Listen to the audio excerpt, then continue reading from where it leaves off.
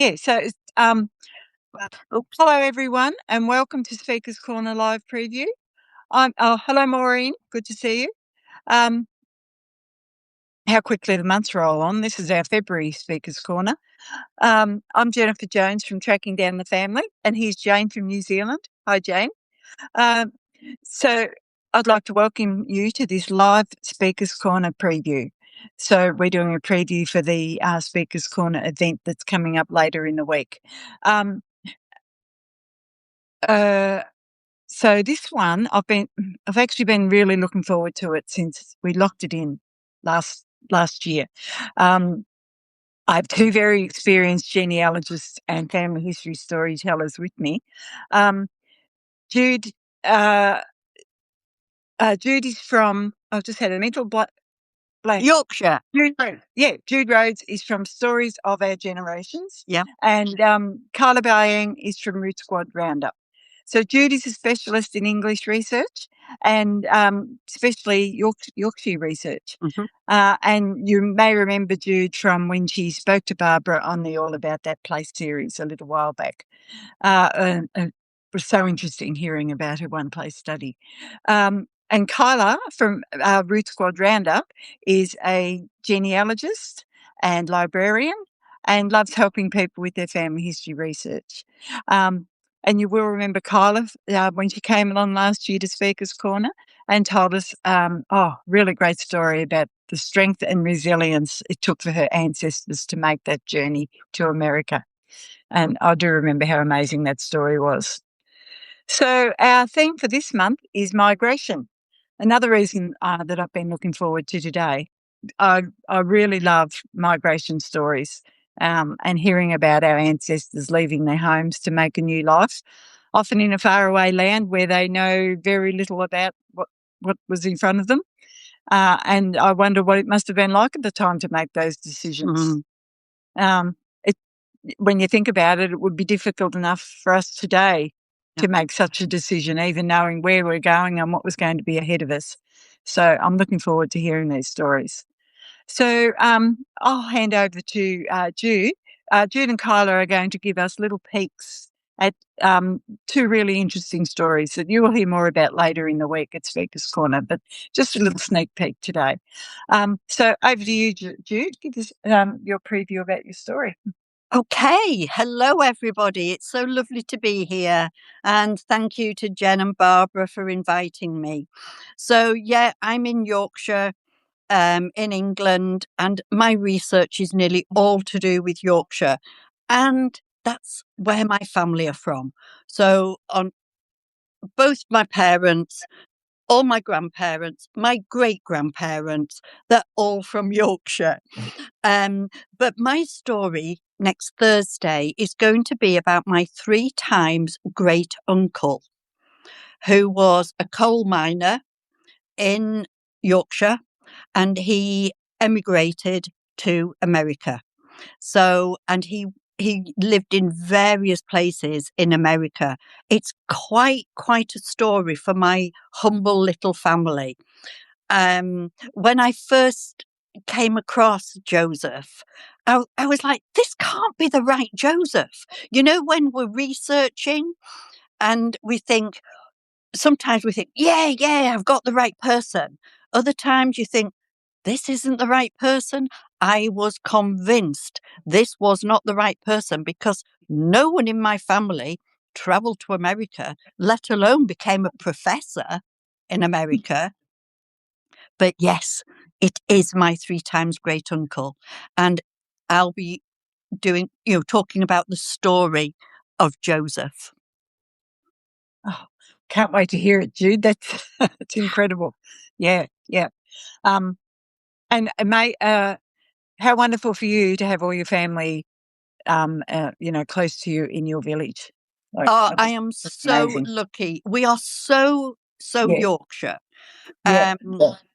And I'm proud of that. I mean, Yorkshire is the biggest county in England, it's a very big county, but and people probably know it used to be in 3 parts, the 3 ridings, the West Riding, the East Riding and the North Riding. My ancestors come from all 3. So I'm kind of a mixture of Yorkshire. Yeah, But yeah. yeah, you're right, Jen. I am so lucky. I live in the Yorkshire Dales, which is very, very rural, in a village, and all my family are here. So currently, we've got 4 generations of us in the village.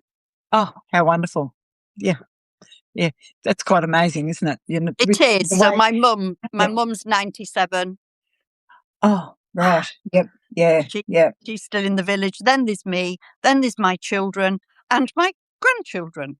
yeah, So yeah, I, I think it reinforces these stories and just what you were saying, Jen, about what must it have been like to have left then, without the communication we've got today. And at the time, even though it's a town now where my ancestor left from, it was a village at the time. yeah, And yeah, so to yeah. leave all your family in a little village, wow, they Exactly. were brave people. They were very brave, and knowing that they most likely were never to see them again. You No, know. It, no, there is a little twist in the tale next Thursday with that, but okay, we like a little twist. So over to you, Kyla. Okay. Well, let's see. Um, yeah, how to tell the story without revealing much of the story, right? No, I'm just teasing. It's not easy, Because I'm is so excited to tell you. So like if I start revealing too much, you stop me, okay, it? Jennifer? Okay, stop. No, just kidding. Um, so what I thought I would do today is just tell a little bit of the backstory, maybe, of how I actually found this family, because this story is actually really what got me started in genealogy a very, very long time ago. I was about 10 or 11 years old, and this branch of my family has a regular family reunion every August in the same town, and I've been going since I was, on a potty seat. Like, they have pictures. So Yep. anyway, there were a lot of and I just always seemed to sit there and listen to the stories from the my older relatives. And one of my, I don't even know, I think she was my great aunt, told this story, and what she said was that kind of the okay. So what she said was our ancestor's name was Moses. Okay, Moses. And his father's name was Hercules. Oh Hercules. gosh. All right. Yeah. So I'm like, I'm captivated, right? I'm like, what Yeah. the heck? Okay. So, and this is what she said. According to family story, Moses had 13 boys, all boys, and they all fought in the Civil War except for the last one, which was our ancestor Daniel. He was the youngest, and he was too young. Oh, Okay. right. So that was the story. That's Yeah. that's the That's what got preview you of in. what I got, right? And I'm Yeah. like, Yeah. "Wait, what?" Okay. So I start researching and all of the things, as I, um, started looking. What I have found for that particular family, they're in Georgia just prior to the Civil War. One of the things that he did during the Civil War, Moses, moved his family from Georgia to Alabama, which I think was to avoid the war. I really do. And so my Daniel, that's the guy I'm going to be talking about on Thursday. My Daniel, during the Civil War, was between 5 and 10 years old. So he was uprooted from Georgia to Alabama. Civil War happens. And then almost all of the family moves back. Everybody. Okay, hold on. 1, 2, 3, 4, 5, 6. Okay, anyway. Oh, yes, I forgot to tell you this part. So with Moses's family, what I eventually found out was that there were 2 girls at the top. There were 10 boys in a row. Ours was the youngest boy, and then there was one more girl at the bottom. So there were Oh, 13 children. That part was accurate. There were a big lot of boys in the middle, and ours was the youngest. So far, I have only found one of them that fought in the Civil War, because he picked them up and moved them all. Uh, so anyway, yeah. so that's kind of where my Daniel's background, like his childhood was, right? So Yeah. so from 10 years old, then they moved back to Georgia, back to that area. And then when he was 18, he married a 21-year-old, and they had here we go. 1, 2, 3, 4, 5, 6, 7, 8. 8 kids in a row. I'm talking in a row. Okay. Yeah. So that's kind of where the story starts. We're going to talk just a little bit about what happened, what he was doing in Georgia. Just a little bit. It was very what I can imagine to be a common farmer there for a little while. But when I started doing some research and digging into that time period, what kind of happened with Reconstruction in Georgia is that everybody there is obviously trying to rebuild their lives, right? They're trying to make money and they're trying to do things. They were also getting a lot of restrictions from the federal government, and that, of course, that had to do with their crops and things. Yeah. And big cash crops in Georgia, of course, tobacco and and cotton. Exactly. But another thing right about that time period during Reconstruction, actually earlier than that, they realized that Georgia was at the same latitude as Madeira Island, I guess, off of France, the one that does wines. Yeah. So they brought in a whole bunch of grapes and plants, trying to build up a wine industry there in Georgia, which really didn't work. Yes, thank you, Barbara. So that I'm not a wine drinker, can you tell? Anyway, so anyway, so that kind of I guess it kind of went from there to, okay, we can't really grow wines. What can we do? And then Georgia, obviously Appalachia. This goes up into Kentucky and Tennessee, all of that whole area at that time. Lots and lots of people started producing whiskey, homemade whiskey. Yeah. Right. Yeah. So apparently that was starting to get quite a bit productive for most people. And like I said, the government was ready to take their cut. And so they started taxing and imposing restrictions and all kinds of things to try to regulate and get their share of the money. Yeah. So now we have a whole bunch of, I don't know, would we say rebels? Yep. Who are going to be making their, quite a business model. There we go. And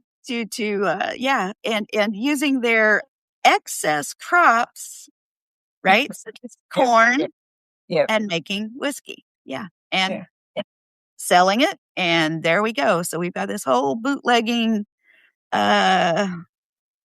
thing going on. When I started looking at the newspapers, there's entire columns of people that have been arrested and fined and so on and so forth. And so that Facebook of the day that we have there in those newspapers. Yes, So exactly. that's what I want to share with you. I'm also going to try to pull you guys into the story, because even this weekend, not this weekend, but last weekend, I found something new that added another dimension to the story. And I think that the information is out there. I don't have all of the pieces. It's like that puzzle, right? That we fit together as we find stuff and find facts. And some of it doesn't really make sense to me. And so I think there's something going on. Maybe those newspapers weren't exactly accurate. Yeah, absolutely, Kyla, because this is so interesting, because I found out so much about my Joseph, who I'll be talking about, with the newspaper articles. And I was reading them and I was thinking, my ancestor?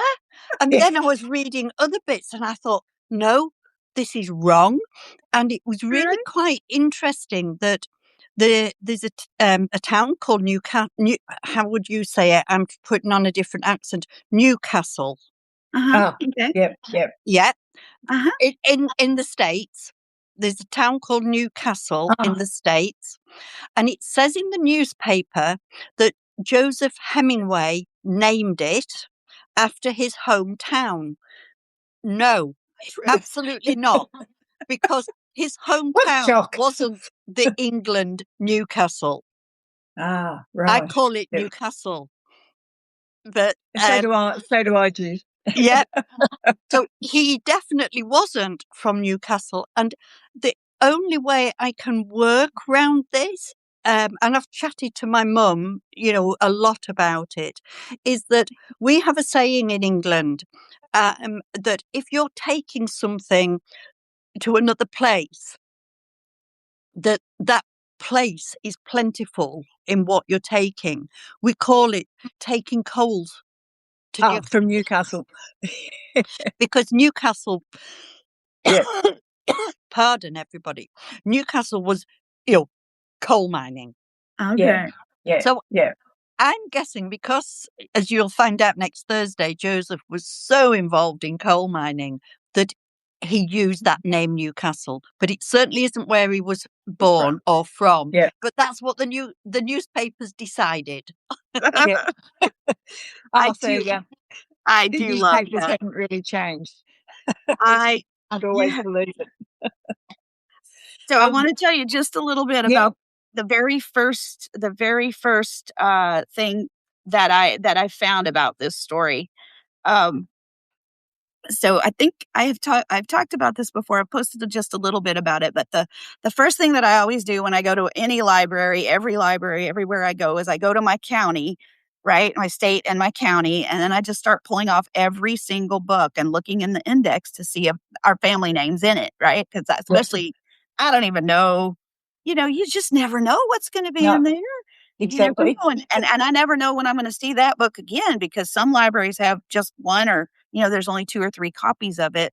So this was 1991, and I was in a dark basement. You guys remember the old days of genealogy when the basement's dark and in the library and there's not a single soul and it's dusty. Every book is dusty when you pull it off. And I'm just going through every one. Okay, so wait, I have to write. Let me look real quick because I wrote down the name of the book. You're not gonna, and I'm just like I said, I'm pulling every book. So it is the Cobb County, Cobb County, Georgia, requests for clemency. Oh, right. I'm like, wait, what? What?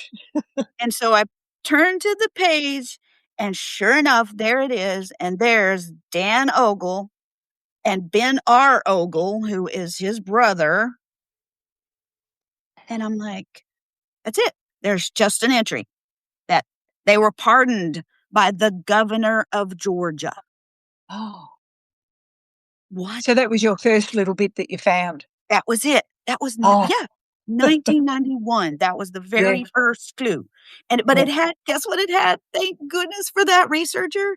It had the manuscript number. It had the folder number. Oh. Everything was in there. I wrote to the Georgia archives right away. And of course I waited 6 to 12 weeks with the SASE to get the records back. to get the records back. So that's what I'm going to, I'm going to share with you guys. And also one of the things that I'm planning on doing is I'm going to put all of this information, I'm going to put all of this stuff in a post.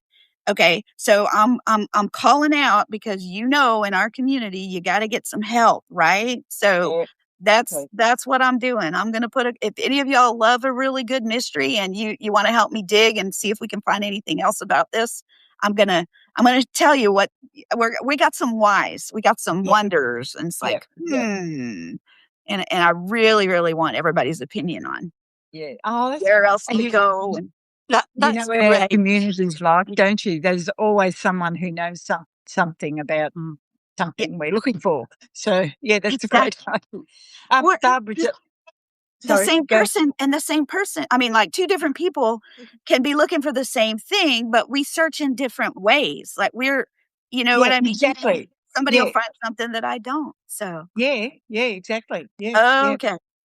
No, no, Um, no. Okay, Jill, I'm sorry. yeah, That was confusing. I found the reference to the clemency in 1991. So the actual date that she's asking in the chat. yeah, yeah, yeah, So yeah, the yeah. the actual date of the clemency was hold on, 1896. Right. Because So we need to get that right so everyone can go Yeah. and help you with that. Yeah. yes. Lay it Yeah, all yeah. out there. Barbara made me laugh when she mentioned in the comments, don't we all have a bootlegger or two in our family? Indeed we do. Well, I have some fun stuff about our current family that I have permission to share. That's Yeah, okay. yeah.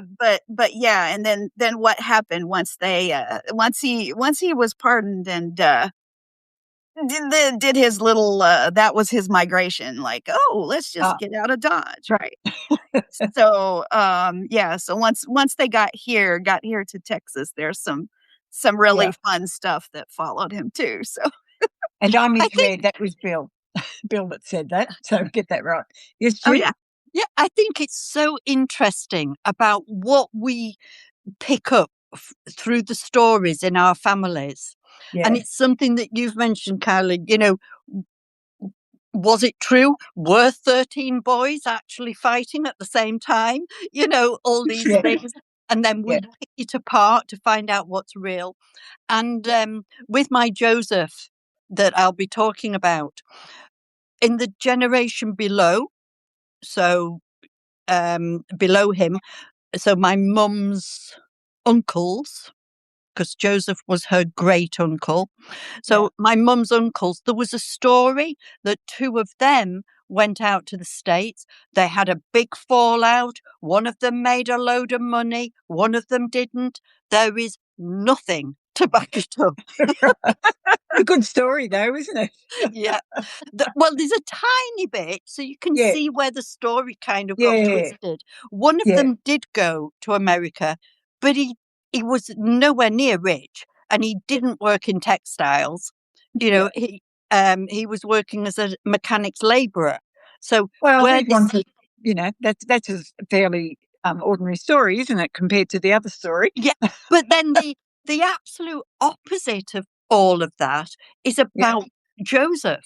So when I started years ago, when I started finding out about Joseph, and I was saying to my mum, and I am so lucky that at 97, I've got a mum who is as sharp as can be and Yeah. still can add information for me. Yeah. Yeah. But Yeah. so I was saying to mum, why have you never told me about this great uncle?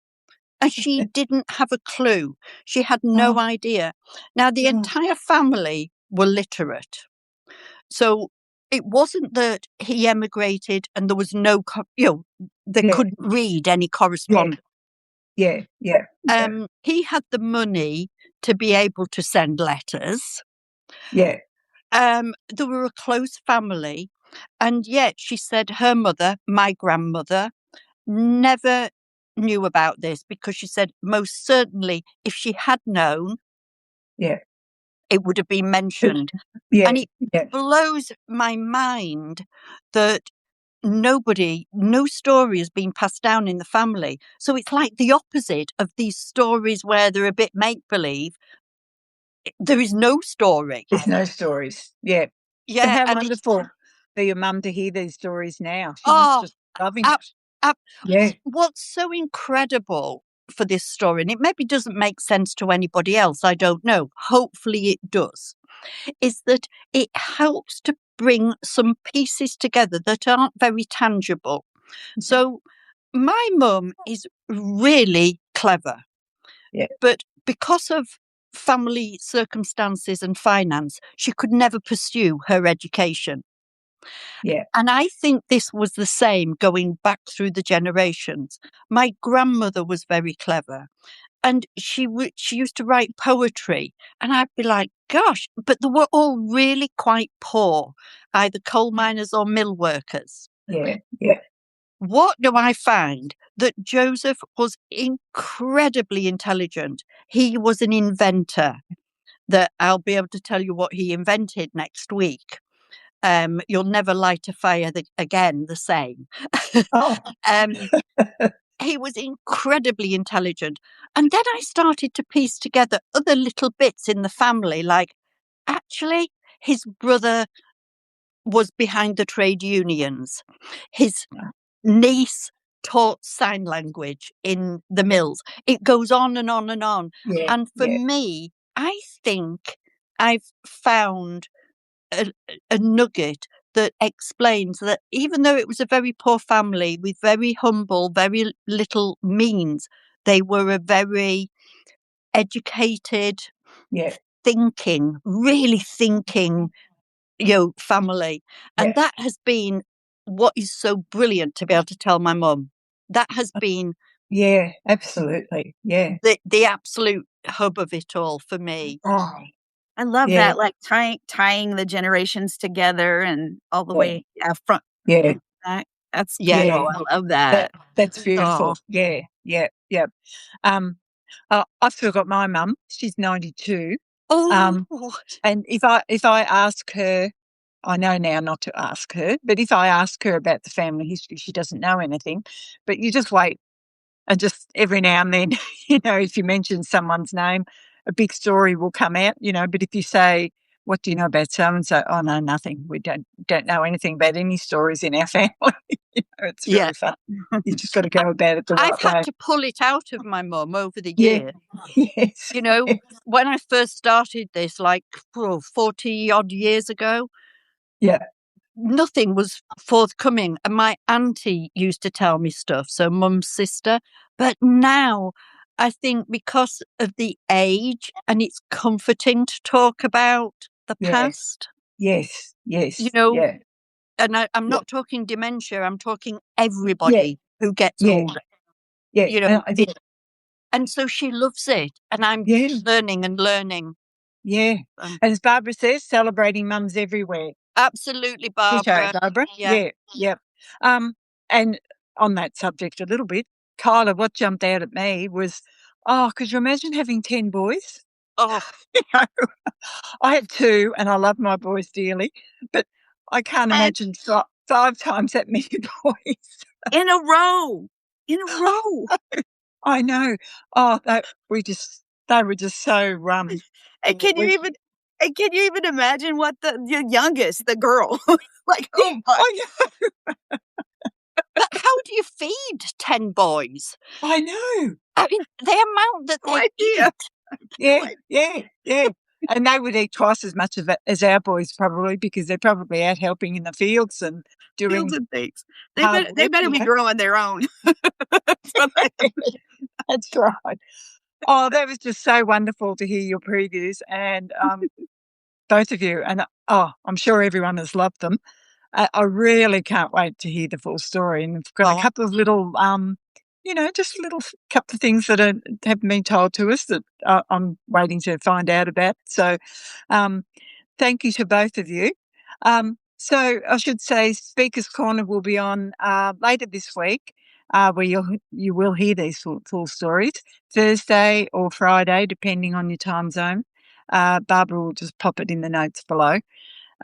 So do come along, and it'll be fun. As you can tell, we've got 2 fun guests coming, and your enthusiasm is so infectious.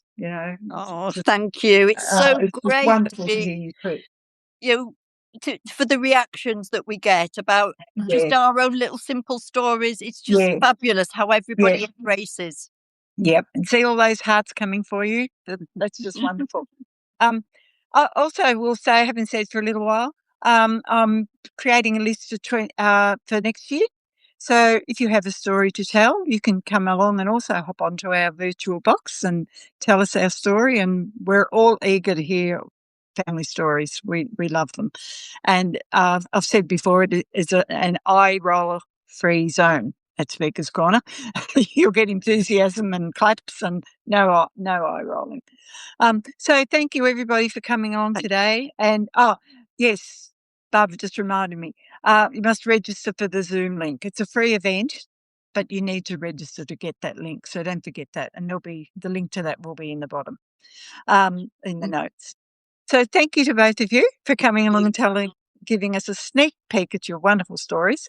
And thank you everyone for coming along. And hopefully we'll see you at Speaker's Corner later in the week.